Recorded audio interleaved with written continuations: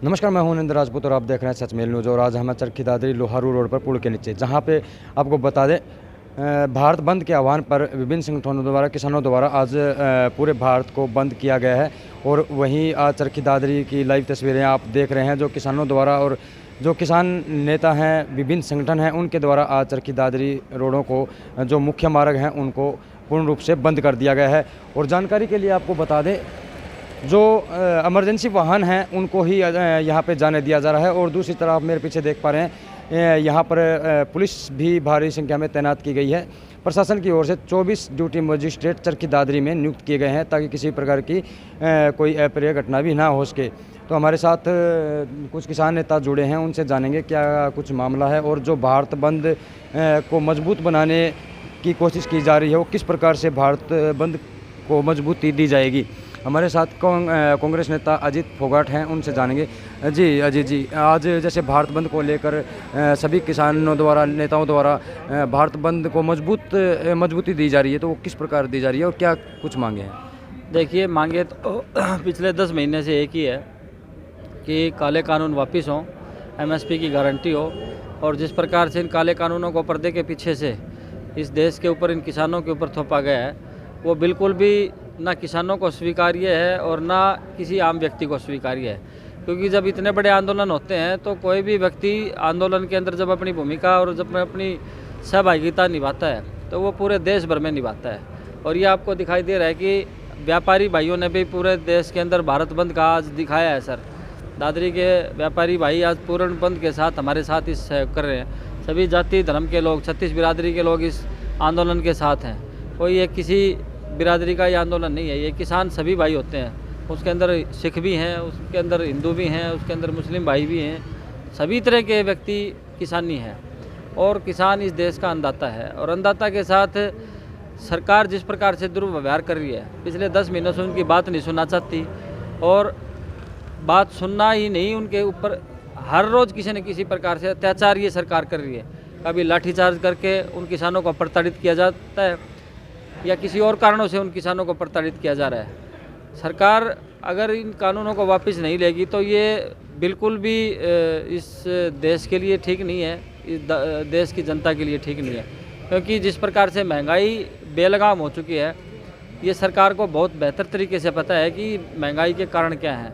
और ये महंगाई 10 गुना बढ़ जाएगी अगर इस प्रकार के काले कानून इस देश के और किसान के ऊपर लगा दिए।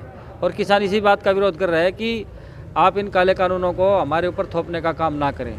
तो ये थोपने का काम है। इतना बड़ा विरोध इस सरकार के खिलाफ हो चुका है, 4 बार भारत बंद हो चुका है, इतने बड़े बड़े आंदोलन हो चुके हैं। मुजफ्फरनगर में इतनी बड़ी रैली, अभी पीछे हमने संदेश दिया था इस बात का कि आप देखिए, लाखों की 20 लाख लोग एक जगह इकट्ठा होकर जब सरकार के खिलाफ आवाज़ बुलंद करते हैं और सरकार उस बात को सुन नहीं रही है, तो ये सरकार जानबूझ के जो है बदमाशी कर रही है इस बात के लिए कि उनको पता है सब बातों का। लेकिन कारण क्या है वो तो सरकार बताए इस बात का कि वो क्यों नहीं करना चाहते।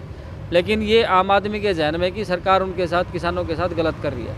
क्या लगता है, किसानों को अपनी लड़ाई लड़ते हुए 10 महीने हो चुके हैं और जबकि अभी तक उनकी बात नहीं मानी गई है, 3 कृषि कानूनों के ऊपर कोई बात अभी तक नहीं हुई है, रजामंद किसान नहीं हुए हैं, तो क्या लगता है ये जो 3 कृषि कानून हट पाएंगे या फिर इनके ऊपर सोच विचार किया जाएगा या वो समझौता उसमें किया जाएगा? देखिए, किसानों ने अपनी बात रख दी है। 11 बार की वार्ता इन सरकार ने किसानों के साथ की, किसी प्रकार का समझौता, किसी प्रकार की सहमति दोनों पक्षों के अंदर नहीं हुई। सरकार को ये बात मान लेनी चाहिए कि हम पीछे हटने वाले नहीं हैं। और सरकार अपनी अगर इस बात से जिद पे उड़ी हुई है कि हम इस आंदोलन को कुचलना चाहते हैं, क्योंकि जिस प्रकार से इनके मंत्रियों के बयान आते हैं कि हम इन आंदोलनों को कुचलने का काम करना जानते हैं, तो हम भी ये बात इन सरकार के ऐसे नुमाइंदों को बताना चाहते हैं कि वो इस प्रकार की भूल कतई ना करें और अपनी इस नासमझी का परिचय बिल्कुल भी ना दें। क्योंकि बीजेपी सरकार द्वारा अपने जो रेट लागू किए गए हैं उनमें भी कहीं ना कहीं बढ़ोतरी की गई है, एमएसपी का रेट भी बढ़ाया गया है। देखिए, ये सिर्फ और सिर्फ एक ढकोसला है किसानों को बरगलाने का। अभी आपने देखा होगा कि इन्होंने कुछ जगह पे बोली लगवाई थी अभी गवार की, इन्होंने प्रचार करवाया उस चीज़ का कि 10,000 रुपये जो है हमारा गवार बिक रहा है। आज अगर आप जाके मंडी में देखोगे तो वही जो है गवार आज 5,000 रुपये से भी नीचे आ चुका है। जिन भाइयों ने वो बोली लगाए, जिन भाइयों ने उस बोली के अंदर शामिल हुए, आज वो बेचारे दर दर की ठोकरें खा रहे हैं कि उनके साथ किस प्रकार का एक धोखा इस सरकार ने किया है। तो ये तो सिर्फ एक छलावा है। किसान की सीधी सी बात है, किसानों ने ये कहा कि भाई ये कानून हमने मांगे नहीं, ये कानून आपने पर्दे के पीछे बनाए। संसद में तब ये कानून बनाया जब कोरोना काल चल रहा था। आपने किसी प्रकार से ये कानून जो है आपने अध्यादेश लागू किया इन कानूनों का। सुप्रीम कोर्ट इन कानूनों को रोक लगा चुका है। जब सुप्रीम कोर्ट ने ये बात कह दी कि भाई कानून जो है ये ठीक नहीं है, तो आप क्यों थोपना चाहते हो? जब सुप्रीम कोर्ट जब आपको ये कह रहा है कि इन कानूनों के ऊपर बैन किया जाता है, तो इन किसानों को तसल्ली किस बात की होगी कि जब संसद में पास हुए हैं तो संसद ही उस काले कानून को वापस ले। तो बुला के एक हाउस की मीटिंग और इन काले कानूनों को वापस लेने का काम ये सरकार करे, मोदी सरकार करे, अपनी हठ धर्मिता छोड़े ताकि इन किसानों को राहत की सांस मिले, अपना काम कर सकें। ये पिछले 10 महीने से बैठे हैं, चारों बॉर्डर इन्होंने सील कर रखे हैं। दिल्ली के चारों तरफ बैठे हैं, गाजीपुर बॉर्डर बैठे हैं, सिंधु बॉर्डर बैठे हैं, टिकरी बॉर्डर बैठे हैं, शारजा बॉर्डर बैठे हैं। तो हर जगह पे किसान भाई हमारे बैठे हैं।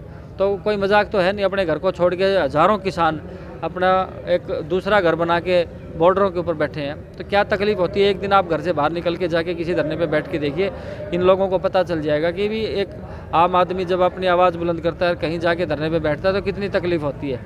आज आप देखिए कितनी तकलीफ़ के साथ, ना यहाँ किसी प्रकार की कोई ऐशो आराम की कोई जगह है, कोई सोफ़ा नहीं है, कोई बेड नहीं है, हम दरी के ऊपर, रोड के ऊपर बैठे हैं। तो इससे ज़्यादा और हम इनको क्या संदेश दें कि हमारे साथ क्या आज बीत रही है? तो हम तो उन किसान भाइयों के साथ बैठे हैं, किसान भाइयों के साथ संघर्ष कर रहे हैं कि ये किसान भाई पिछले पूरे भारतवर्ष में जहाँ 20-20 लाख किसान एक जगह एकत्रित हो जाते हैं, उसके बावजूद भी अगर इन लोगों को ये बताना पड़ेगा आज हमें कि हम कितने प्रताड़ित हैं, जगह जगह पर लाठीचार्ज करवाया जाता है। इनकी सरकार के मंत्री, मुख्यमंत्री आज रोड पे नहीं निकल सकते, क्योंकि संयुक्त मोर्चा का एक आह्वान है कि जब तक किसान आंदोलन चलेगा, जब तक आप पीछे नहीं हटोगे इस बात से, तब तक हम किसी को सरकारी कार्यक्रमों में भागीदारी नहीं करने देंगे।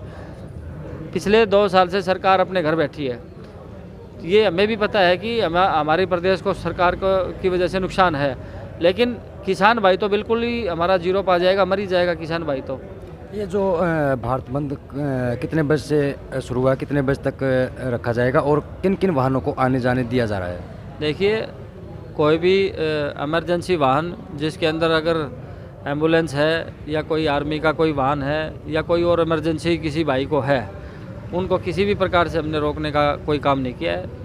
हमने वैसे रेल रोकने का भी आज हमने काम किया है और रोड पे भी आज हमने किसी प्रकार के वाहन को चलने के ऊपर आज किसान भाई बैठे नहीं चलने देंगे।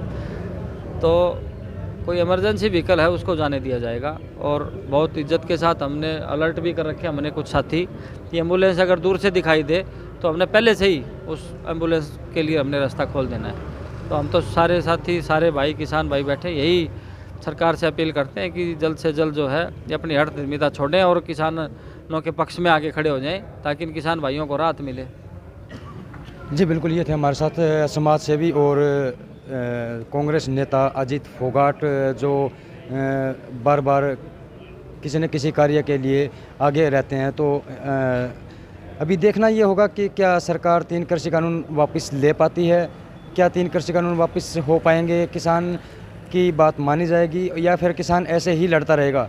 अभी के लिए दीजिए मुझे इजाज़त। चरखी दादरी से संवाददाता नरेंद्र राजपूत की रिपोर्ट।